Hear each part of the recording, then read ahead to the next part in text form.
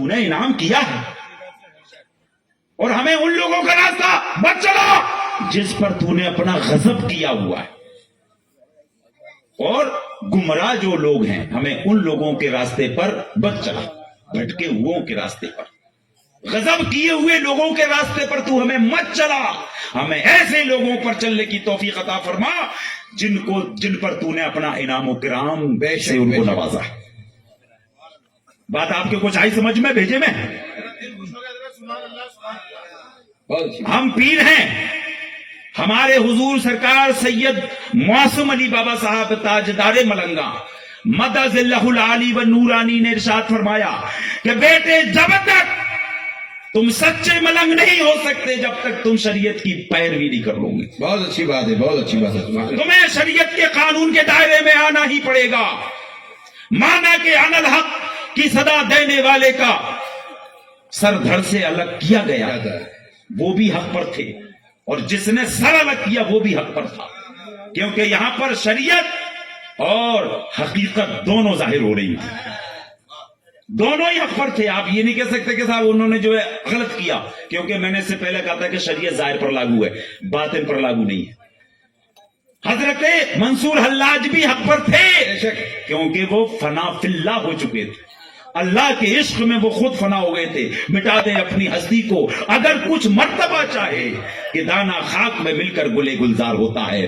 آپ نے یہ دیکھ لیجئے کہ ایک گیہوں کا دانا ہوتا ہے، جب ہم اسے زمین میں ڈالتے ہیں تو وہ اپنے آپ کو سڑا دیتا ہے، جلا دیتا ہے، کیوں؟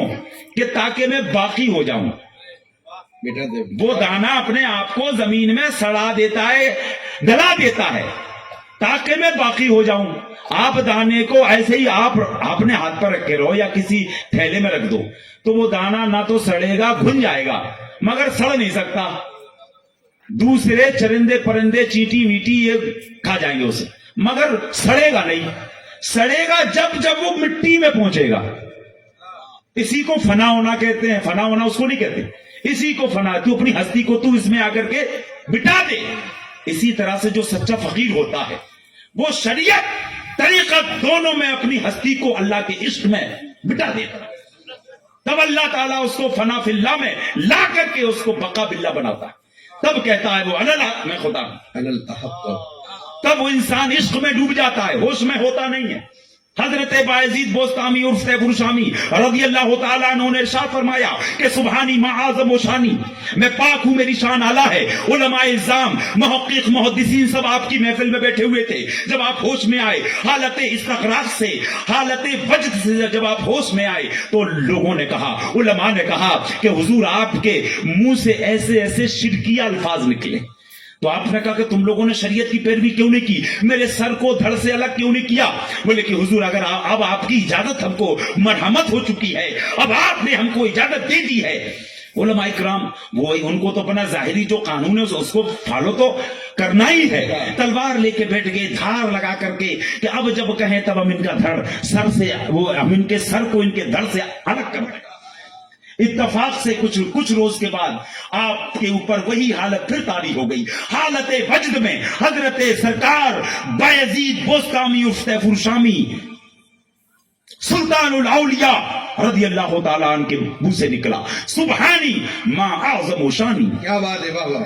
تاریخ میں آیا ہے کہ علماء میں سے ایک عالم اٹھے، اپنے ہاتھ میں تلوار کو لیا اور ان کی گردن پر مارا تو ایسا لگا کہ وہ تلوار ہوا سے نکل گئی۔ دوبارہ سے کوشش کی، تیسری بار، چوتھی بار، پانچویں بار، چھٹویں بار، کئی بار ناکام کوشش کی، مگر سر کو دھڑ سے الگ نہ کر سکی۔ پریشان ہو گئے، یہ کیا بات ہے؟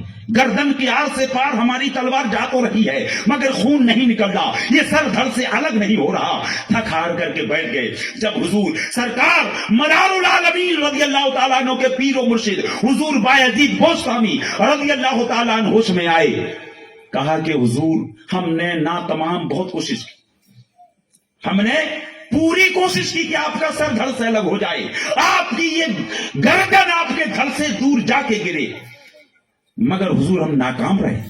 بولے کہ کیوں؟ میں نے تو تمہیں اجازت دے دی تھی نا کہ تم شریعت کی پیروی کرنا۔ کہا حضور ہم نے پوری کوشش کی، لیکن ہماری یہ بات سمجھ میں نہیں آ رہی، آپ نے ہمیں اجازت دے دی مگر آپ کی گردن الگ کیوں نہیں ہوئی؟ آپ کا یہ سر دھڑ سے کیوں نہیں الگ ہوا؟ تو سرکار بایزید بوستامی عرف تیفور شامی رضی اللہ تعالیٰ عنہ نے ارشاد فرمایا کہ اے علماء کی محفل، اے عالم دین، اے محدثین، اگر یہ بایزید کی زبان ہوتی، یہ بولی اگر بایزید کی ذاتی ہوتی تو یہ سر دھڑ سے الگ ہو جاتا۔ اس زبان سے تو اللہ بول رہا تھا، کیا بات ہے، سبحان اللہ۔ خدا ہم کلام ہو رہا تھا، تو کیا تم خدا کی گردن کو الگ کر سکتے ہو؟ کیا خدا کے گردن ہوتی ہے؟ یہ بایزید کی زبان نہیں تھی۔ اللہ اکبر۔